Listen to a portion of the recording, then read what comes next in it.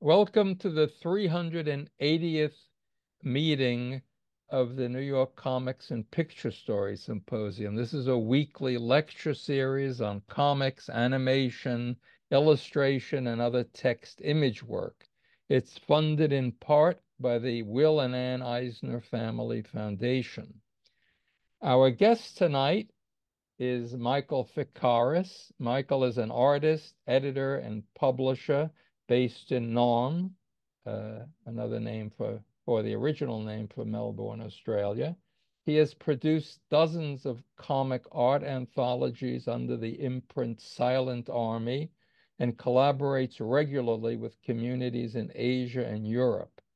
His work in comics has won several local awards, including the National Platinum Ledger for outstanding service to Australian comics.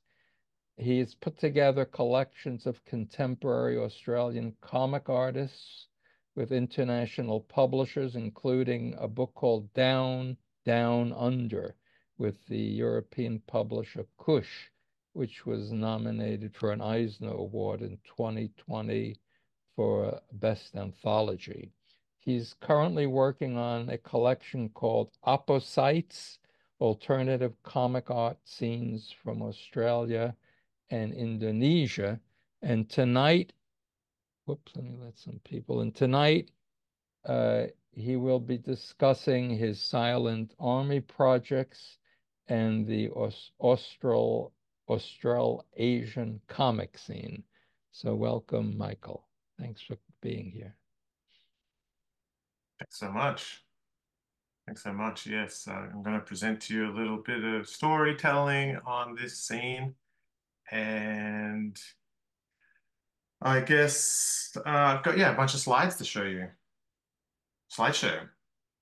For anyone watching, I want to let you know I'm coming from the lands of the Wurundjeri people. Yeah, it's stolen land. This is people here still fighting and living in a very inspirational way here in Naarm, as you just learned from Ben, is the traditional name. And someone born here from refugees to this land, I want to express that my need to decolonize my earliest education is part of my ongoing learning and utmost respect to the Indigenous knowledge and culture in this country. And I encourage anyone listening to look into the incredible stories from our First Nations peoples. And I also want to add just quickly that I'm talking to you from my perspective, obviously, stuff I've encountered and been part of in comics here. So, of course, this is in no way a thorough scene report of what's going on here. It's really just the scene I've been witness to and part of in these parts of the globe. And it's really just the tip of the iceberg. So, about an hour or less, I've put it into three parts. The talk today, this slideshow.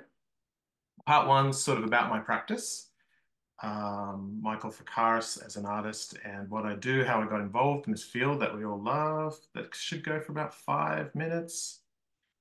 Part two is about the imprint Silent Army projects and the comic scene, the past 20 years or so from my hometown here. It's the bulk of my talks, probably about 25 minutes, 30 minutes. And part three is about my work as an artist in Southeast Asia in the past 10 years.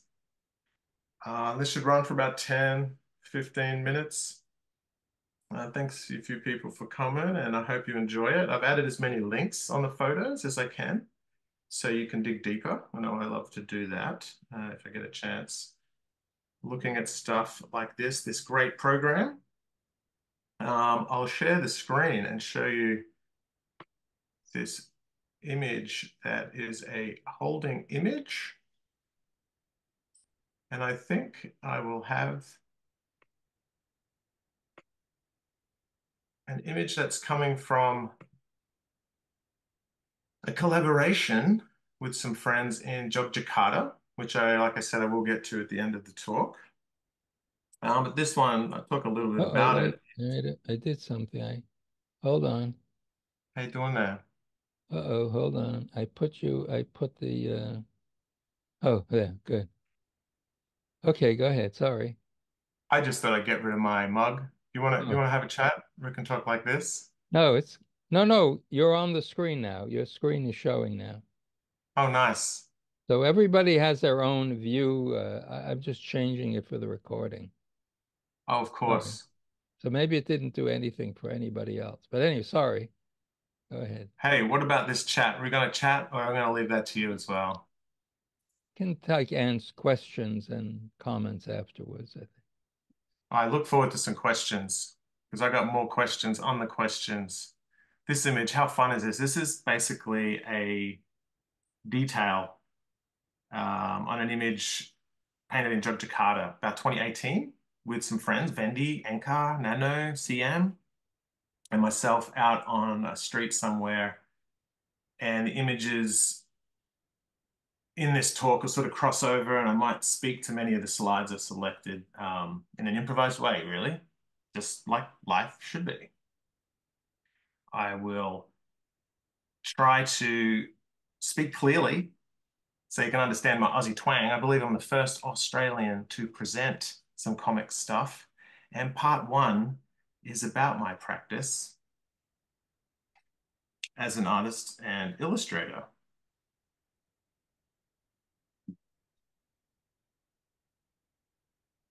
So my practice as an artist and illustrator and all these things that extend from that, commissions and education and all types of community arts I'm interested in.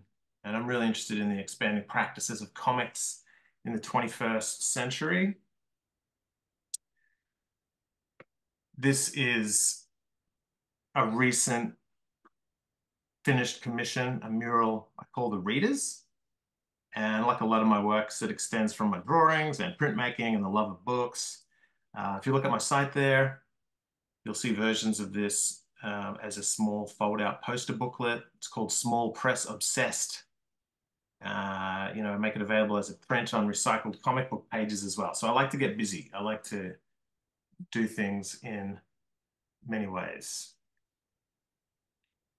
And I'm proud to have come from a family of factory workers, and I was brought up by my mother who worked in printing. So I also have been around printing a lot.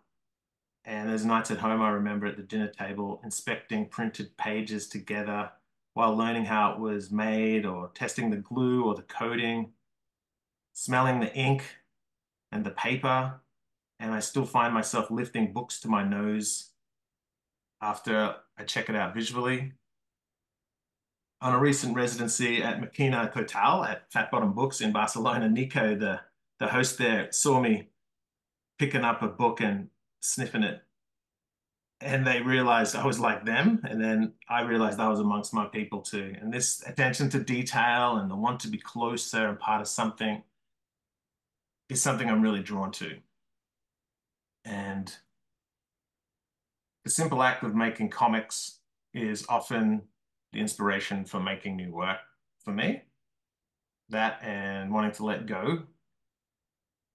I love being part of something that's for the moment. I love rare books. I've made a lot of artist books. These images here I'm just showing you are from stress tests. A 25-layer screen printed set of 4 Laparellos tucked into a little box, all hand printed, all hand folded, made by the incredible Strani Visioni in Italy.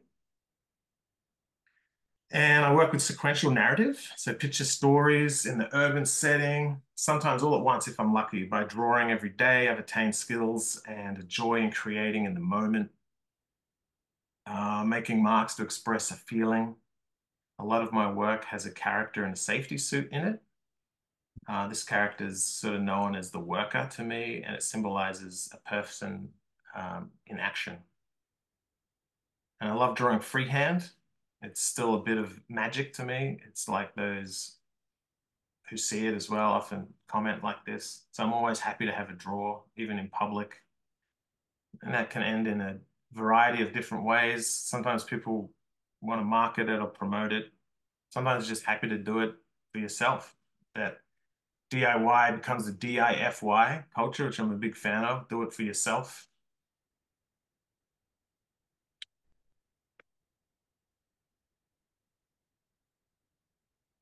So the language of comics is connected to a lot of things that I do. I enjoy working with parts of the language, always experimenting with that, trying to connect it in different ways. And the scene, when we're talking about the scene here, looking in my notes, it's just really what you happen to be around at that current time. So I'm very grateful to have been around lots of different things and experimenting with my love of the comics language. And I'm fortunate enough to exhibit my work regularly. People buy work regularly, and I really appreciate that. And I'm a big believer in, as you become an artist, you share your impressions and it allows you to improve yourself and be the best version of yourself. Big believer in that. But yeah, it all started with comics, and this is the cover of the first comic anthology that published my work here in 1995. I'd seen an advertisement in a music paper, and it was asking for cartoonists to contribute to a new comics anthology with an X that was in the spirit of weirdo, which of course I loved. This is sort of comics I was doing about 96. This is sort of things I would give away, sort of musings, very inspired by Canadian comics, huge fan of Julie Doucet, and things that I'd seen, Robert Crumb, stuff like this, of course, Hatching Madness. And that year I was contacted by an animator who was making a TV show for a local cable station. So I straight away was on the scene. 97 was huge in comics. It was Tango comics. There was people moving here from interstate. I guess a lot of this, of course, I was noticing, but yeah, it was really coming on strong. People coming in from all different states. If you can see the link here, putting links here for you to watch. And yeah, I've curated this little slideshow especially for people on this channel, and that you can look up where Cure, the host of this show, and the very passionate artist, animator, and cartoonist at Ink Magnet, who put up the whole series again from whatever that was, 25 plus years ago. Um, but yeah, it was a pretty blurry time, 97 to 2000, I guess.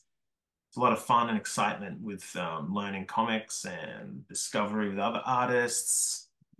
I moved into the city, as this image may show. I was living with the other artists, so we're in share houses, we're sharing ideas, which led to making comic anthologies together, launching it with bands, all the fun stuff. Many artists moved here. Like I was saying, like I got in my notes, Amber Carvin, Mandy Ord, Pox Girls, huge to me. It was really exciting meeting these artists from other parts of this country. The scene grew. It was anthologies and constant learning of new people and their influences and what they were talking about, which leads me into the next chapter of this talk, Silent Army. And in 2002, Silent Army started as a collective name to publish anthologies. And it started when I replied to an ad in a local paper asking for young artists who wanted to be part of the new festival. And so we were the first people to receive a new grant for graphic literature here in this country with the National Arts Council here. This is Gregory Mackay, Kieran Mangan, and myself doing promo for our show, Comic Book Lifestyle, in 2002 with an arts centre in St Kilda, another inner city district. And so, yeah, we did many years, a lot of work. We put on many exhibitions in the city, different artists, very graphic, as you can see here, some photos that aren't great. They weren't great at the time, but we did a lot as a collective. Silentarmy.org has a lot more information if you're interested, some of the history, and I spent quite a while years ago putting that information correctly up there to keep that. Here, what we've got here is, yeah, one of our main anthologies, Pure Evil. This is issue 6, and dozens of artists in it contributing short stories. So this is artists from Australia and Aotearoa, New Zealand. Very dense. Yeah, like we wrote all the editorials together, we lived together, we drew comics together. This was have 23 artists. Very fun. This is 2002. Um, Writing letters, sending comics in the mail. Pure Evil, Volume 4, Issue 6 says on the back, if more projects could hold themselves to the self-publishing standards created by this little book, small press would be a lot better off. In fact, if more press in general could hold itself to these same standards, we'd all be a lot better off. A very nice excerpt from the Comics Journal back in 2002. I think that was from an earlier issue of Pure Evil where we screen printed the covers and cut the edition number in stencils and hand pasted things. And we're really into bookmaking. A lot of fun times. And here's a picture of me installing some of those. Pure Evil 5, Pure Evil 6 as we're preparing a show in a laneway in the city as the city's changing downtown. About this time, 2003, we were doing a show called Silent Army Represents. It was like a crossover of the cartoonists and comic artists in these books putting their work in light boxes, and we commissioned people for, oh, I think it was 2 months by memory, with all sorts of events and openings and book launches in the laneways. Very fun time, very active time for the city itself here in Melbourne. This is a picture here of me helping Tim Danko, who was very influential and a big inspiration to Silent Army. Tim had a distro, Dead Xerox press, a distro and a small press imprint as well. That was really inspirational to us, and I learned a lot from their digging from previous times. And I put Tim's link down here. He still makes incredible comics, but my favorite, really, and it's highly recommended to check out Tim Danko's work, also known as Zombo Vertov. This was a show, Paper Skin, which was a landmark show, I think, for comics and the art community crossing over. It was at an RE called West Space, which is one of our longest standing, interesting galleries. And the Paper Skin had the layers of stories in the city going through to the layout of the space. This is about the same time. It's about 2003. Tim and I went on a trip to Aotearoa, New Zealand, to meet with the Oats Gang, which is a fun comics collective, really unique collective, sort of based in the North Island, sort of like the Paper Rad of the Southern Hemisphere, maybe, like in their own way. But they're here. We've got on the left is Stephen Neville and Clayton Noon publication of the, again, more handmade covers, and the one next to a very nice gravy by Indira Neville. I put a link down the bottom here to Indira's website, which is excellent, which I highly recommend. And Indira's done a lot of collections and large books on the scene there. And both of these are great insight to look further into the sort of stuff that I'm personally interested in there. So yeah, about the same time, also crossing over a lot with other collectives. This is a picture, we're doing a lot of warehouse shows and different spaces and using all sorts of spaces with our comic books as well as other ephemeral pieces and affordable art. And there's quite a boom in this sort of stuff in the city. And there was quite a crossover for me, especially. I really got into decorating and, postering and that sort of stuff. Yeah, this is one, I believe it was on top of an art shop where they had a gallery, and it was again down a laneway. So we have a lovely designed city here. Here I am. I met the wonderful Harvey Pekar about 2004 when the American Splendor film came out.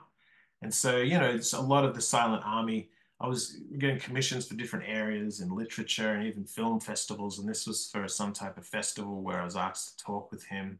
I did a short piece about it. This is one of my comics at the time for a magazine that's, riffing on his statements about Melbourne being a little New York, and of course comparing it to the United States and the difference of saying, like, his wife says Sydney was more like LA and these sorts of things. And it was, it was really nice, of course, to get a touch on that. I moved abroad about this time to get a more whiff of it. I went and explored some of the other things happening, the scene happening up north where you are. And yeah, I just still love drawing on a wall or an abandoned building like this photo shows some of my feelings just as much then as I did on a page or, in other formats. And I was working a lot still. I was still working full time as a cook. It was my trade, and it was quite tiring. This is some of my sort of works. I guess when I get back to Melbourne about 2007, we'd sort of grown. A lot of our paths had changed. The collective was over. We'd just grown up and found partners and, settled down and things like that. And this image I'm showing you here was some of the work that I continued to do, which I really loved, making books from recycled items and still the printmaking. Um, and this one is sort of a collaborative twist on the exquisite corpse and calling it exquisite features, where it sort of made faces. They're not the best images, again, but they're versions of many of the things I did a lot of shows and a lot of new crossovers. So often working with friends and working with a new kind of scene. So when I got back, there was people I knew, but then there was people who moved here, of course, from other places in this country, as they do. And there was some amazing artists came on the scene about this time. Sam Wallman, Stuart Cole, we had Simon James, Cougar Flashy, also known as HTML Flowers. And about 2010, which this photo's a terrible photo taken from the National Gallery of Australia. They decided they wanted in on the scene and they wanted to collect a whole bunch of this ephemera, what was happening with the comics and the street work and the zine making and all of the good stuff. And this is sort of the booth. I decided when I was asked to contribute, I'm not going to give them my street stuff. I'm going to give them the Silent Army box and some of these handmade books and some of the things that I felt were culturally significant on another level. So I'm really glad I did that, and I'm happy that yeah, Silent Army's in the National Gallery. Got a lot of stuff that you can look up in there. This is sort of a collaborative mural about the time. It's about 2010, again in another suburb, where getting commissions to cover walls and paint art on the streets, and we do like comics and try to have yeah, just like you would have a jam, in the studio or wherever at home. I'd put them in the street, and we're doing fun stuff across the city. So this is kind of a landmark. This is a big deal. About 2011 really changed things here when our National Gallery, the NGV, the National Gallery of Victoria, which is the state, in case you don't know, National Gallery of Victoria was putting together some residencies, and we put together this selection of 8 cartoonists from Melbourne who vacated their lonely studios to work at the NGV studio for 5 weeks. So we're effectively in a fish tank vibe in this new space they were building, that was more public facing, as we see, well, as I've noticed, especially NGV, which is very celebrated as an exciting place for contemporary art in this country anyway. They were, more front facing and interactive stuff. And these set of residencies they did, I think first was Everfresh, then was Silent Army, then was Mambo, and they're all quite different, but at the same time more in the realm of making, I guess, affordable art is what I want to say, but not high art. Sometimes, especially like you've seen with some of the work we've been making, limited and rare books and really interesting stuff. So it was very exciting to get this opportunity. And what have we got here? Is myself, Pat Grant, Michael Hawkins, Rebecca Clements, Sarah Howell, Mandy Ord, Simon Hanselman, Ben Hutchings. So none of these people were from Melbourne as well, which is exciting. It was very good to select people that were diverse in their comics and making different stuff. And we had a great time, and it was really important for all of us, I think. Here's inside the studio. Here's myself grimacing at Pat, the wonderful Pat Grant, who's an incredible scene builder himself. And look up Pat Grant. There's so much. It's another talk, obviously, but this is us. It sort of gives you an insight to how deep we are in the love of ephemera and our stuff facing the public. and drawing. I convinced the gallery to have a 24-hour drawing night. Scott, I'm trying to remember where I heard pretty sure it's an American maniac of comics doing a 24-hour comic thing. And we decided to bring this to the public and go all night. And it was only a few of us that stayed up all night, but it was memorable and it was a reminder of the drawing nights. And by the time the event finished at the gallery, I moved to a new studio and I'd started a store. I thought we've got a new audience. We wanted to have a bit of a shop. And the storeroom, I call it the Silent Army storeroom, sort of for hangouts and launches, and really to keep things there so that you could unpack a box and have a drawing occasion or a launch. And it was a great location. So at the time, it was very exciting, and a lot of things happened there for local people to drop in, and also people who were part of the scene to continue with the new projects. The drawing night, trails was something I'd started when I got back from living abroad with an incredible scene builder, Lachlan Conn. I keep saying scene builder, which isn't really in my vocabulary, but it is today. But it's a thing, Trails Melbourne. You can look it up, and it's just another way to spend time with people. Yeah, and we documented over the years. I think we started it 2007, and we still do it occasionally. I feel like I did it recently with some event. And always fun to just draw together and spend some casual time chatting and looking at stuff. And the storeroom was very casual. And this one, it was in the CBD and it was easy to find. And it was a lot of fun when it comes to spaces. Now, see that spinning wheel? That's a good look. That's not a good look. I had a bit of a problem but last night when I was testing the slideshow, Ben, that like I said, there's a lot of images and I was hoping not to get the spinning wheel of doom. Yeah, I don't see it on my end, but Oh, that's good that you can't see it, but I'm having a problem going to the next slide. Well, this one, hopefully it'll just collaborate. Um, yeah, so I had, ephemera and stuff that was often limited and a lot of handmade booklets and people visiting regularly. And like the link on the previous slide, you can look it up and find out more about the Silent Army storeroom. They're having launches. Here's a somewhat okay photo of a launch.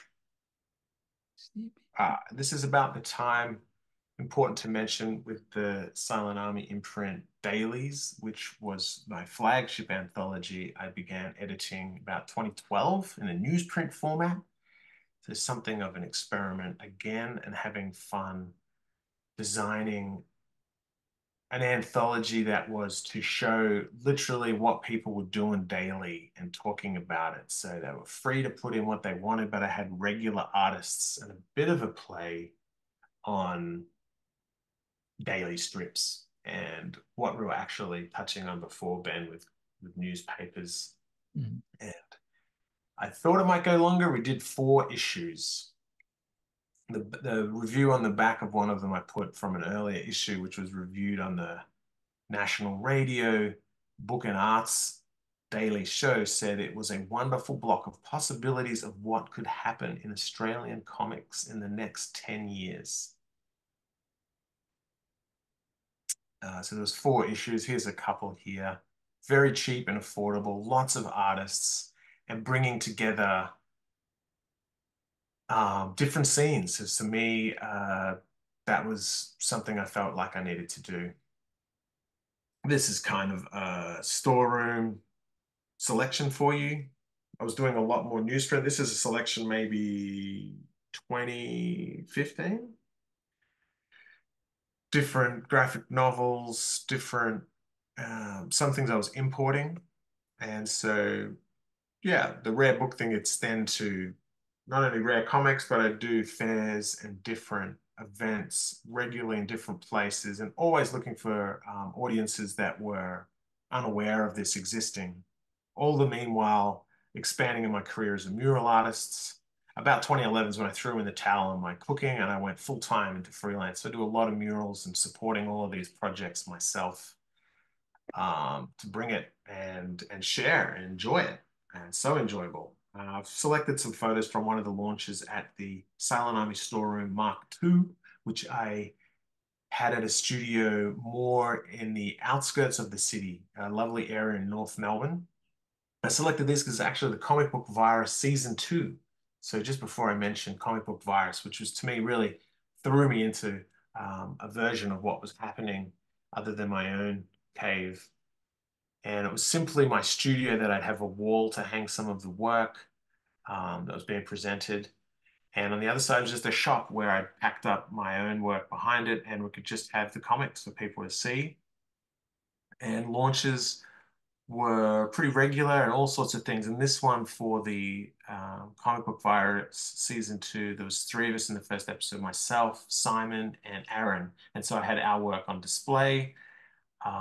We have a wonderful sort of old garden out the back of this studio that was there. The studio's still there. I've since moved. I had 5-year leases usually, and this place had a little bar so people could come and have refreshments before the events. And the events were always free, and there were ways to, get people to buy comics. Really, the idea is to, share these comics, get the stuff out there. Um, and this was a screening, of the comic book virus that Clint Cure, who I mentioned, was such an inspiration when I started out as a younger person, was screening these new interviews. So he thought it was such an important time in the scene that he had to make new interviews. And you can see all of these on YouTube as well. He's put them up there just recently. So season 1 from 97 and season 2 from 2015. There's another storeroom selection from about 2017, 2020, actually. We've got, I'd numbered them because it was part of a thing for an online fair. But I just thought I'd put this in here to sort of show some of the different items. Like number 11 is a handmade printed book where I'd hand bound with the machine that I'd ask 100 artists to illustrate a laughing skull. After I'd been to the Dia de los Muertos, I wanted to share this feeling I had and how exciting people were celebrating life with skulls. And limited books like that next to these newspapers that were mostly next to nothing to buy or very cheap.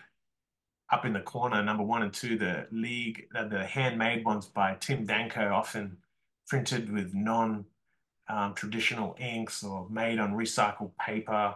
And a nice mix, I guess, is what I'm saying, of rare books and affordable things and insights to the scene, stuff that I will get to in a few more slides. This was an important landmark for me as well as an editor, doing a anthology with Kush, a wonderful publisher in the Baltic region that has an anthology series. And number 37 was the Australian focused one that I edited with them. 20 artists sort of showing the scene in about 2019. Here, it was a really great project to be able to work deeper on a theme, and I had funding to pay the artist something, and like the cover, I worked with my friend Grant here, Grant Ioniton, to make this cover and commission him to make something that he wanted to do to represent the insides, which of course 20 artists at this stage, we're talking some of the world's most respected and award-winning graphic novelists in there. So it's really exciting sort of reflection as well as someone involved in the scene making anthologies to keep doing these things. And when I start, we're not sure where we're going, who knows where it's going to go, but you always look back at what you wanted to do, and this was a good reminder of that. Even more recently, Opposites, which is alternative comic art scenes from Australia and Portugal. The cover here, Amanda Baiza, an incredible artist based in Portugal, is an anthology with Portuguese and Australian artists, like it says. And this one I edited with Chile Com Carne, Marcus and Joanna, who I had the privilege to meet in 2016 on a trip to Portugal and a visit to the comics library there in Olavis. It was with them, I felt a real connection of comics, the sort of aligned scenes there. And this was an idea I had to put artists next to each other, which could be a talk in itself. This is sort of the model I want to do with the current one I'm playing with and editing um, with Indonesian artists and Australian artists. Here we've got on one side Roland Tej from Adelaide, Australia, and then next to Bruno Borges from Porto in Portugal. And it's really satisfying. I mean, just look at this very graphic, unique comics. And I had a lot of fun selecting different artists. And it's, you know, it's a real privilege and a fun thing to be able to know different people from different places. And some, like Rowan, who I'd seen their work many years ago, did these wonderful artist books that were sort of picture stories and art in its sense, you know, to stretch him to do like a 10-page story. He was really excited. And it was quite easy to talk about the scene at the time, I guess, because it was also in the stay-at-home period of the lockdown, which we had a very long one here. And here we see Gwen, my dear wife, documenting some items for a digital database, the Silent Army archive. And Gwen started to archive some of my ridiculous collection over the last 30 years or so of this small press, sort of to keep busy during this lockdown time. So there are a lot of titles from Southeast Asian archive, and we're around 2,000 titles in the digital database. And that's only the Australasian titles. So there's still the rest of the world. There's a lot of stuff going. Um, yeah, and it's been pretty exciting. That's a non-lending library that's been something really special, and it's been even taking on donations from other collectors and printers. So it's all the stuff I've been collecting through my life, which I've been showing you from the 90s, and taking care of other people's rare books and then being able to share them. So occasionally we do these residencies, and we've done a few now, and it's been excellent. And you can have a look on the site if you want to know more. Can't look at the database yet, but the idea is really to be able to share some of this culture and the ways that small press can affect lives. And yeah, I think I tried to get that across at the start when I was talking to you how important it is to me. Yeah, here's actually just a picture of Gwen typing or documenting some of this stuff for the database. Here's a couple from Southeast Asia. One on the left from Indonesia, one in the middle there from Singapore, one on the right that's from Cambodia. And so I've collected a lot of stuff from Southeast Asia and all over the country here. And so that's been a great project. But this is a good segue into the third part of my talk for you today with my connections in Southeast Asia. Really started with this comic and this artist, Athonk, that I discovered in the 90s, doing a talk that I was dragged to by a housemate, John Weeks, who's an American I lived with, really inspirational, and dragged me to this talk at Monash Uni where Athonk was talking about his work in tattooing and in postering and in comics. And I got this comic and was just blown away. But it wasn't really until more like 2013 when I went there on a project to Timor-Leste that I got deep into the scene there, really. This is a picture of me drawing a portrait of a young Timorese person posing. This is part of a residency I did at Artemoris, is the free art school in Dili. Big stories there, lots of trauma, and I was selected as one of like a part of a caravan of artists here with the uni I work with, and the project's called Animatism Art, and it was to go over there and work as a group and work with some of the survivors, some of the older people as artists to network to be able to so they could workshop and do things as well. Like I mentioned, but a lot of what I love workshopping and bringing art to different groups when possible. And so about the same time as when I went over and visited some people I'd also met here who are doing incredible work in Indonesia, Survive Garage in Yogyakarta. And what's in this picture is a comics workshop. So I spent a couple of weeks at Survive and stayed there. And Bayu, who's at the end of this picture, talking to the group, sort of translating what I'd been talking about for the workshop on comics, and we're just sort of bringing across some exercises in drawing and enjoying drawing and that sort of stuff. And so the following year, I went back and with a graphic novel, I did a graphic novel on Arte Morris and had a launch. Comic book is a story comparing Arte Morris and East Timor to my own community in Australia. So yeah, the link here is actually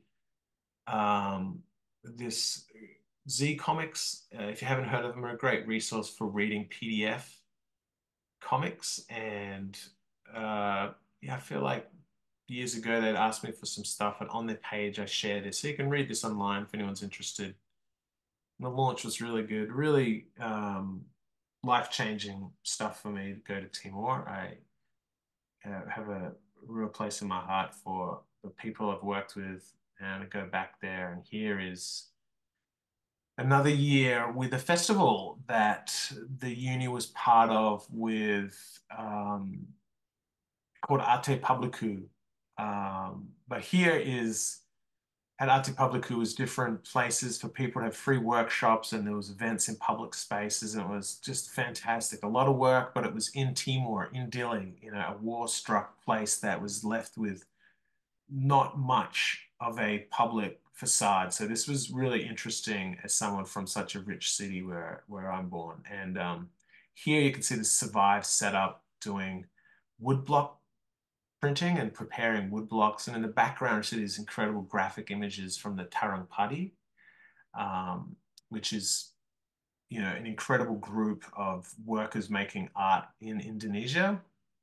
Very popular and very influential. You can find them easily. Rice Paddy, Tarang Paddy.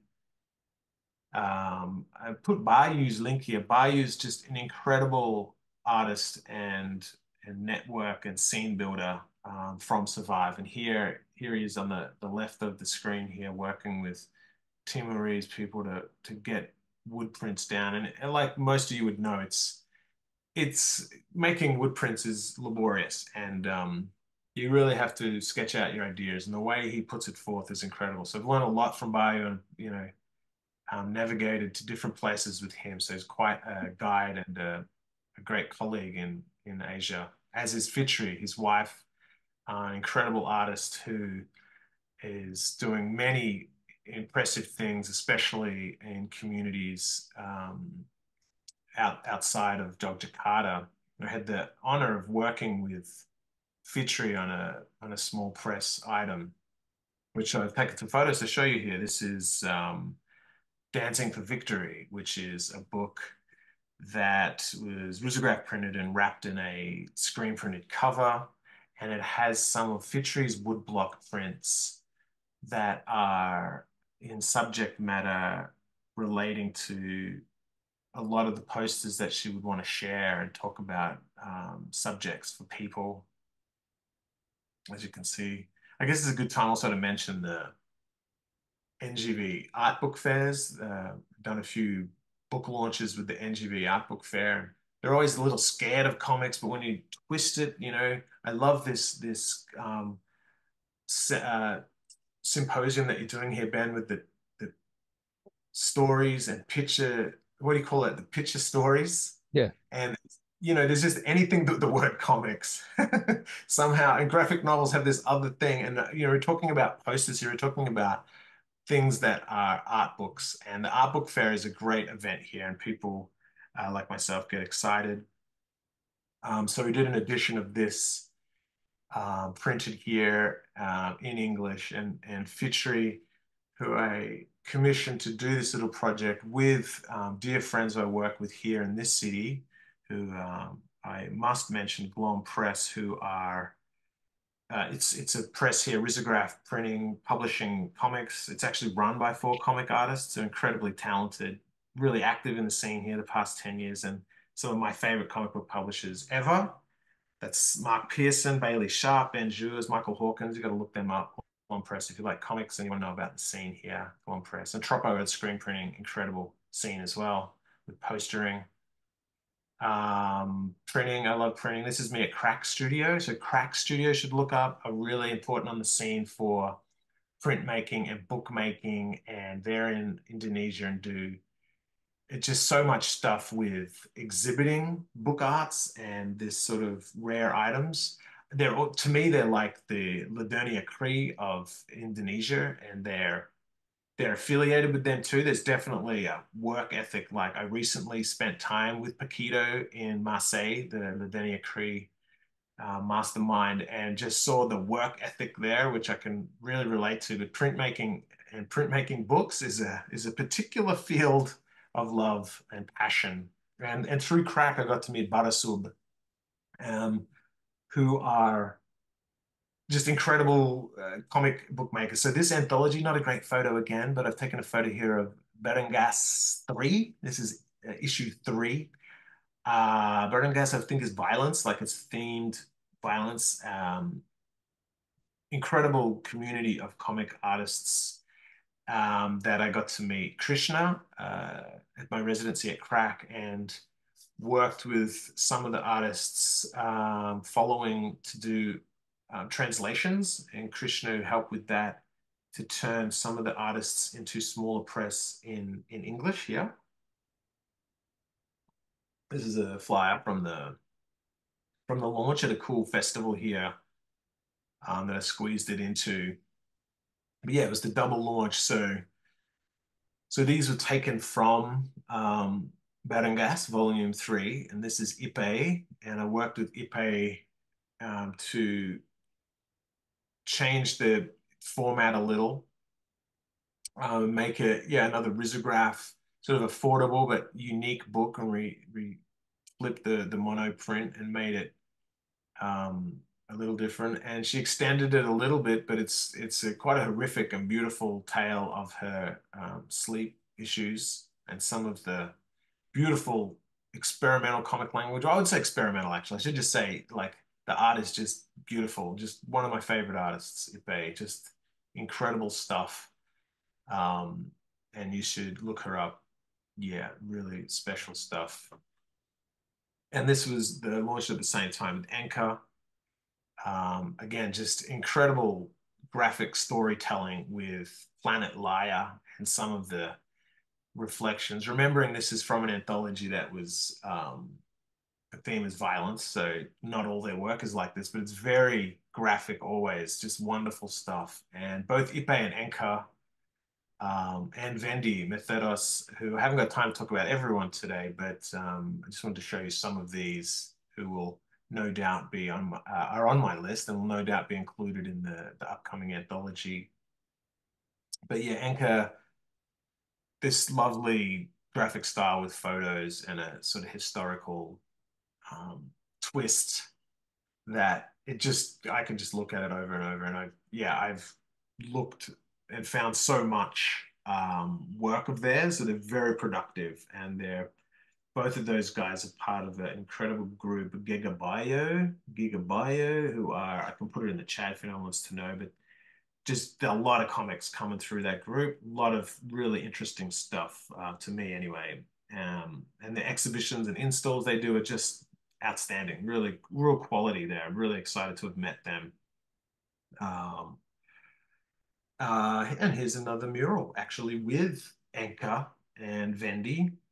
Can't trust instant. Like slow time together is good time. Here, apakah kita palasu? Are we fake?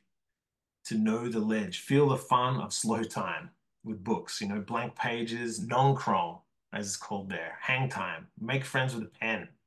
So to make friends with a pen in the hand is something you can trust, I think. I really love that sentiment. And this collaboration was done with them just like that, hanging out, talking about what we wanted to do.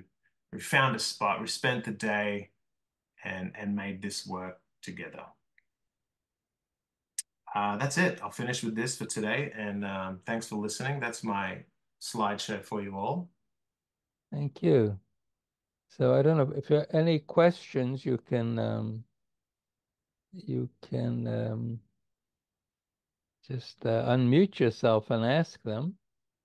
Uh, no, I it's a thought that's great, it's Mark. a whole other world you've opened up. Yes. At least What to do you me, think, Ben? Yeah. amazing stuff. But so what kind of cook are you? What sort of Sous chef. I was cooking oh, hot food. I still uh, love cooking. And kind of actually, I wanted to talk about one of the slides there that was the exquisite features. If I couldn't get enough funding to pay people, I would often cook a four-course meal for the artists at home and present that to them as like a special way to work on the stuff together. yeah, Because obviously paying an artist fee is a great thing to be able to do. Thanks, Mark. It's so Mark introduced me to this show, and it's nice that you enjoyed that. It looks like I went for right on an hour, yeah. and I'm happy to talk about any of the pieces or add info for you. And thank you for your nice comments there, everyone. Um, The I guess the main thing is that it is just touching the surface here with the amount of work evident, but I'm happy to be able to share those pictures with you. And Michael, where is that last mural? Where This one that we're looking at is in Jogjakarta, in Jakarta? Got it. Yeah. and I forget the name of the strip now, but it's actually it's like their Hosier Lane, you know? Yeah, right. It's a bit of a spot where you've got to do something good. Well, like Hosier Lane as I know it, you could do something good and it'll stay.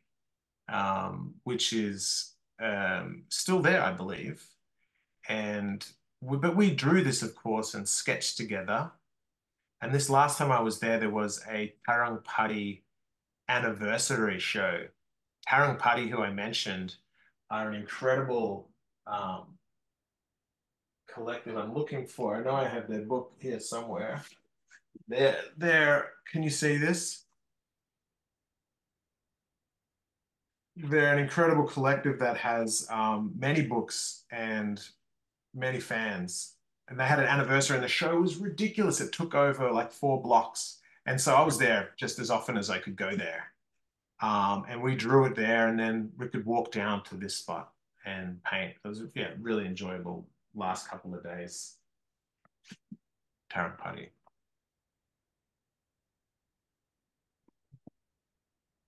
Any other questions?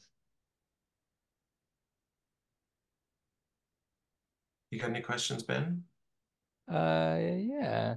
No, it's no, I just want to look up all these links and see what's happening. So is language are people multilingual in this in your world, or is it all mainly English based? And Jogjakarta is a special region, it's sort of called. Right. And so it's quite diverse, and there are all sorts of people living there as well. And yes, a lot of people do speak English, but often, and I'm one of those people. I get excited, I talk fast, and the accent can't quite understand what I'm saying. It's You hang out with people. I feel like that last trip I hung out with Vendi quite a lot, who's an incredible mind and artist.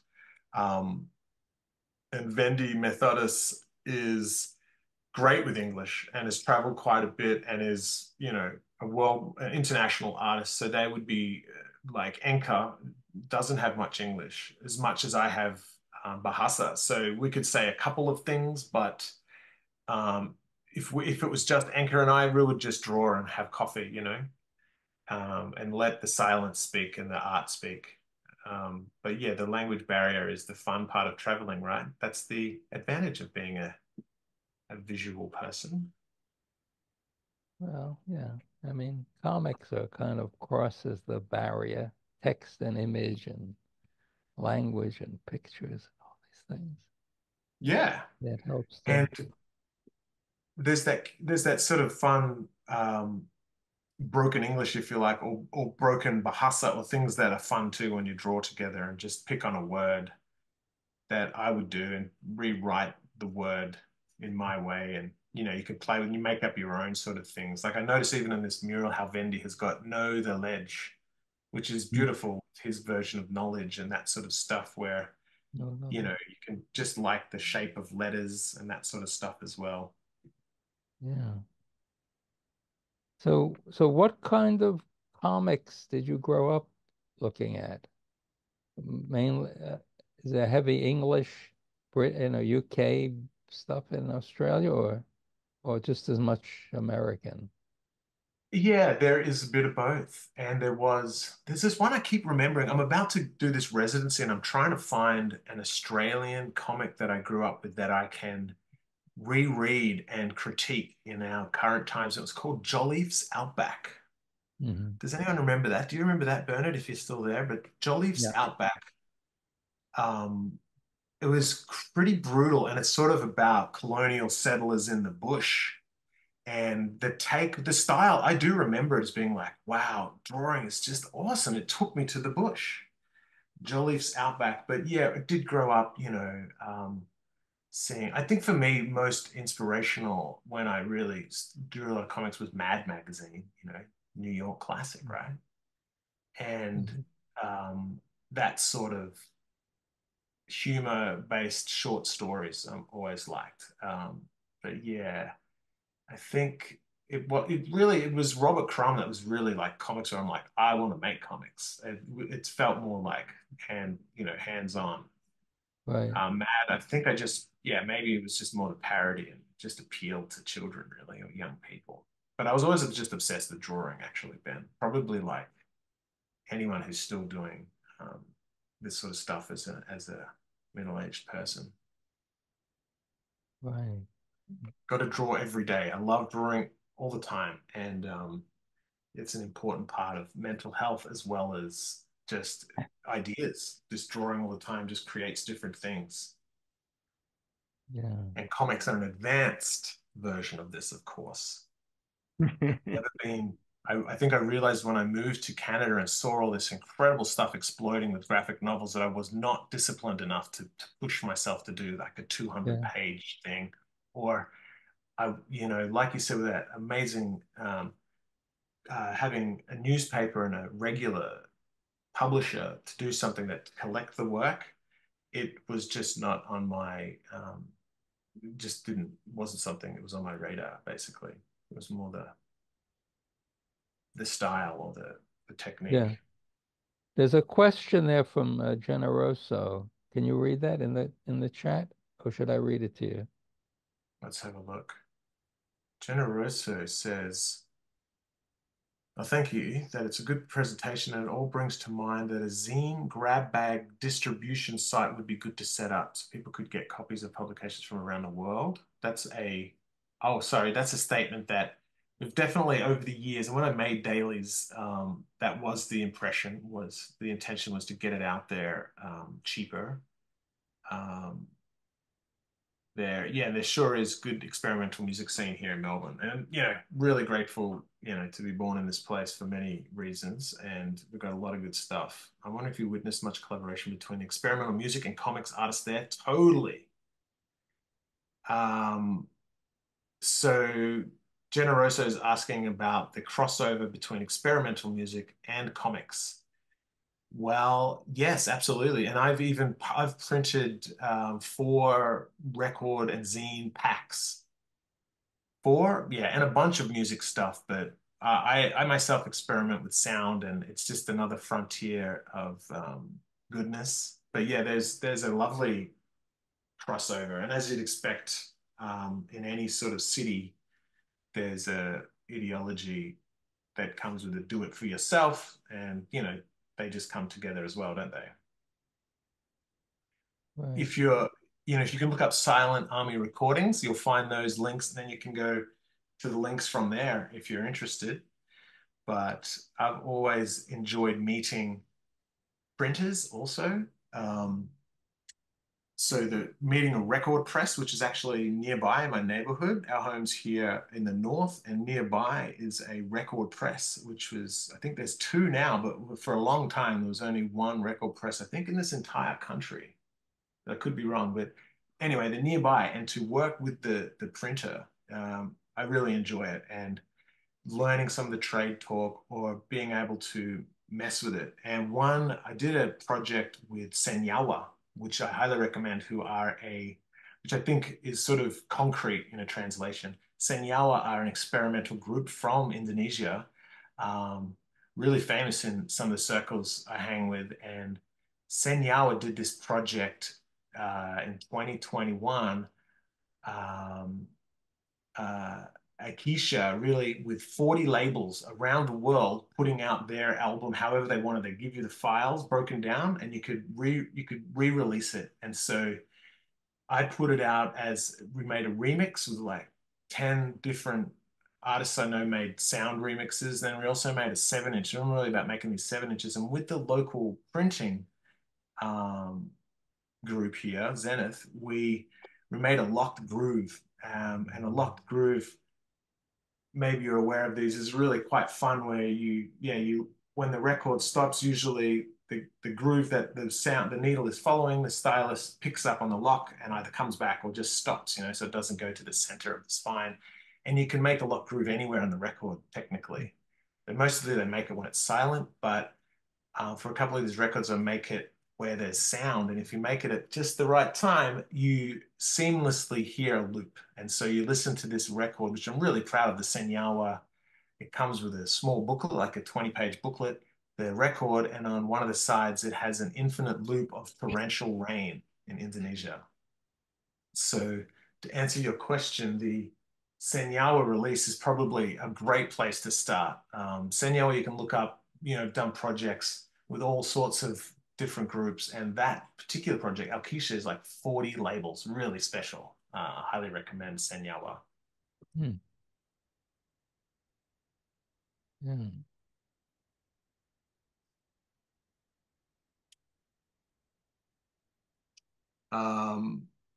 So someone's asking, yeah, it was someone else asking about distro, and I sort of stopped doing distro and stuff like that. I couldn't do everything. And I have assistants with my projects, and also people volunteer to help. But we've been doing the archiving project really with people who want to volunteer. And we bought a storage space years ago because there's had thousands of books. There's probably a lot of you understand how it can get out of hand. And organizing that's been kind of a thing. And it's been really nice at this stage to be able to share the archive like that. So I call it the storeroom also. I still make stuff, but I just hold them and move them when possible. Like there's a great zine fair here, the Sticky Zine Fair, which is, really centered for a lot of scene building. And there's the NGV Art Book Fair. And whenever there's those things, that's a good way to empty the boxes. And some of the things I'll pull out are from 20 years ago. Some just happen to try and make something new for those events. And they're a good excuse to share with different groups. So sometimes people can find that Senyawa record and just be like, I can't believe you've got this, or find something from, yeah, like I said, in the past. So I just sort of store stuff. I don't actively send stuff in the mail. The records do have a Bandcamp. You can just listen to them on there, but sometimes the cost, it's just a pain where we are located to try and make things affordable art. And a lot of the stuff we do is affordable art. Actually, Printed Matter in New York stock some of the Silent Army imprints. So if you go to Printed Matter, I've sent them a box. They should have like some of the stuff I showed you, Fitri, Ipe, and some of the earlier anthologies. I think you'll find at Printed Matter. And there was another American distro, Birdcage Bottom Books, who do really affordable sort of comic anthologies. Yeah, thanks, Generoso. Your name says it all. Yeah, that's the label, Silent Army Records. It was kind of a project that I started in a studio that was our side hobby playing music together. And it started originally to be comic artists or small press makers who did music as well. And the idea was that even if you just did one song, we'd make split records and have a fun, basically like an exciting next level of small press. They come with a record inside it. And still to this day, I think the last fair I did where I display the records are also colored vinyl with these beautiful images. People just flip because it's analog. You know, I love celebrating the fact that humans analog and, you know, records are really like that. They're just like a celebration of our culture in a way. Hi there, I let in a few new people. Anyone got any questions about Silent Army imprint or any of the things I have mentioned here in my slideshow today? The other question.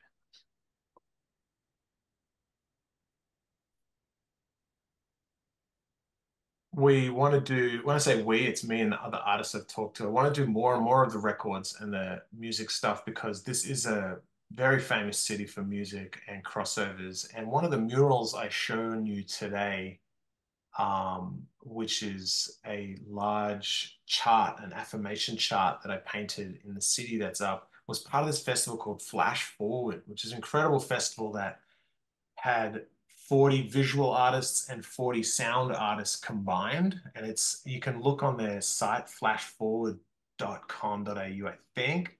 Um, and it's amazing with a resource of that sort of stuff too. And everyone is experimental. That term, I guess, is up to the individual, but for me, most of it's experimental, and it's not like specific type of music.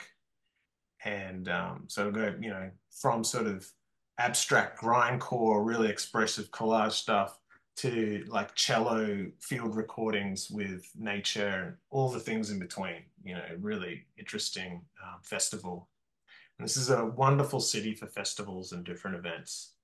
Mm. Probably didn't touch on enough in my slideshow talk here today, but there's a lot of festivals here constantly with international artists collaborating with local artists.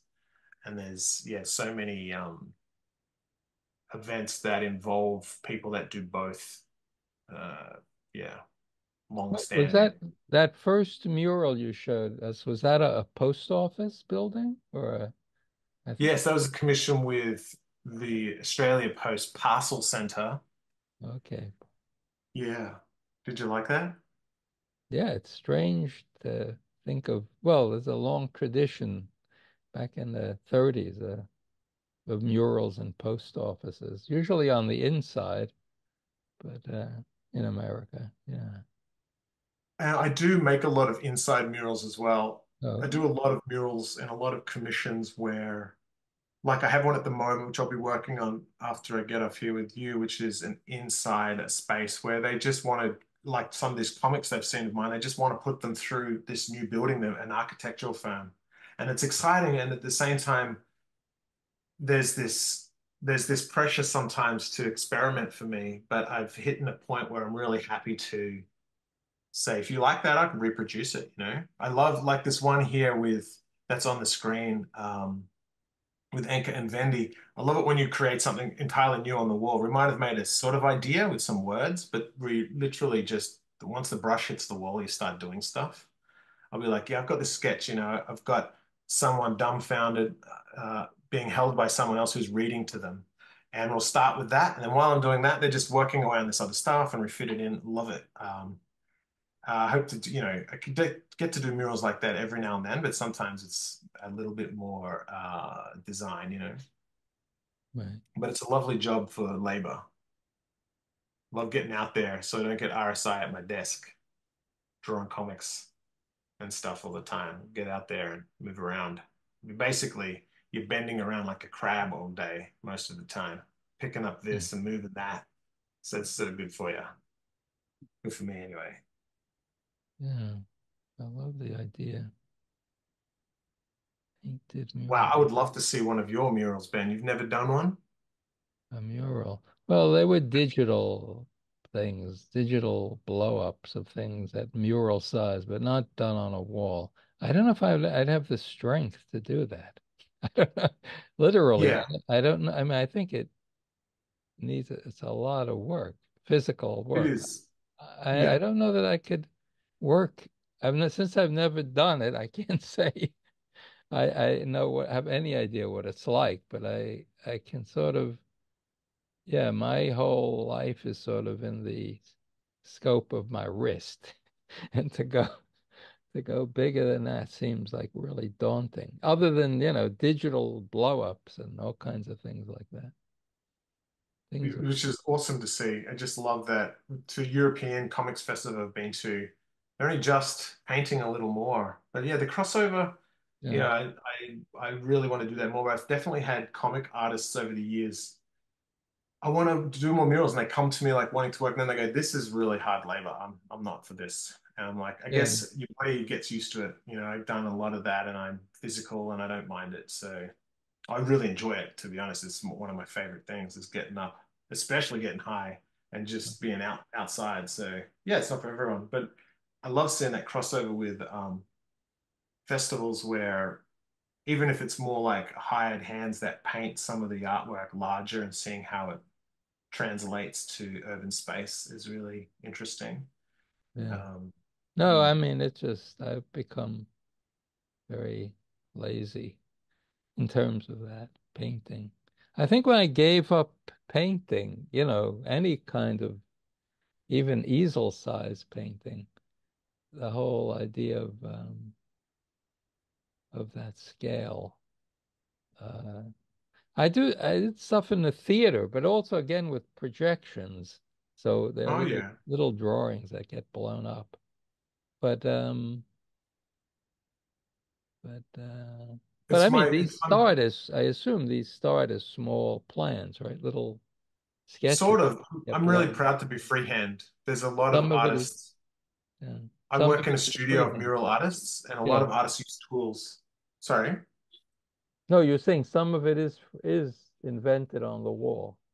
Well, there's tools to make an image have less chance of mistakes, so you can sort of like having a grid on an app, and a Right. digital tool can help you see the wall with the grid so you can understand it more. And I think especially the last 10 years, my mural work has become more simplified. I'm really, in my work, focusing on taking out things to get closer to what I'm trying to get across in the image. So, in a way, less is more, but ultimately, less is a way of taking away stuff. So often the drawing is just redrawn and redrawn, and then I just sort of know the drawing so well. When I go to put it onto another format, I just have it it's already there in my mind's eye sense, which is I realize in time, which is a fun. It usually gives me joy. Yeah, part of that is labor, and part of it is also just practice, I suppose, as we do stuff. So is a lot of it, you have to step back, or do you use like a reducing lens to see what you've done on a wall? Do you have to keep running back and forth and say, go That's back? interesting. I think what I do is prepare usually by looking at the space and spend time with the space. And it depends on the space, but when it's like in a city environment, I'll sit around the space and look at it and imagine it and just sort of think about it a lot and draw at the site and also feel comfortable like you would. I've never had this fear of the blank page, but people even say that in comics or just drafting where they're like the blank page. I'm just no problem at all with the blank page. So a wall is like, where do I stop is the only problem. And so sitting there is sort of honing yourself to go like, that's my canvas. What's going to go here and there, and But again, a lot of it is with the stakeholders, because they're good commissions, and it's a very competitive field. So you also got to make sure everyone's happy. This is a wonderful city for public art, whether it's, in a sculptural sense or flat painted, that sort of stuff. We've got a lot going on here. And, that's one of the things I enjoy teaching about also is this discussion on our public space and who owns the space and what is our public space about. It's a big issue here in the city because there's always this challenge of advertising and uncommissioned work. And, you know, when you think of something like I'm centered on drawing and comics, there's different ways to look at it. And yeah, the subject is a huge one because it can be stereotyped into people fit into this mold or so on. But yeah, this is a great city like that. It's got a lot of different things happening, a lot of anonymous art happening like that. And so there's still a lot of it going on. I mentioned to Bernard, who's a local as well, about an area, Hosier Lane, which is sort of, you know, the free walls, spots where they're legal to paint and anyone can go and paint there. But if anyone listening is interested in this, you can just look up the history of that area online, and it's quite particular to this country and our sort of culture, and see some of the reflections on what's happened there. It's quite interesting, Hmm. I think. Yeah. No, Yeah, Michael, and I think you made a really interesting point there about that 1997 on in terms of Melbourne and the way that the culture here was changing, particularly the inner city Yeah. was changing, and your different modes of working sort of really being at least parallel, but really actually intertwined with that changing approach and thinking about that the inner the CBD of Melbourne and the way it looks and the way it presents itself or is presented to people who work there and walk there and dream there. And yeah, so it's really what is that acronym CBG that you're using? the CB. Central Business Oh, District. okay. Okay. Is Sorry. it downtown? Yeah, I guess we use. Yeah, it's a funny term, isn't it? Reuse CBD. Because it's the business that you're doing, Michael, Yeah. is a different sort of business. Well, the cultural industry, as it were, is probably one of Melbourne's main exports. As you know, someone was just saying here, I believe the experimental music, as strange as it may seem, or even experimental comics.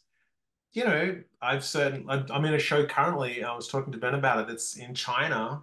You know, I'm not sure if you're in this round, Bernard, but you know that it's that sort of soft diplomacy of like, look at this art. And the reality is that the experimental or the passionate perspectives on the art can often stand out, you know, because it's just that we're talking about arts of expression and it's the human need.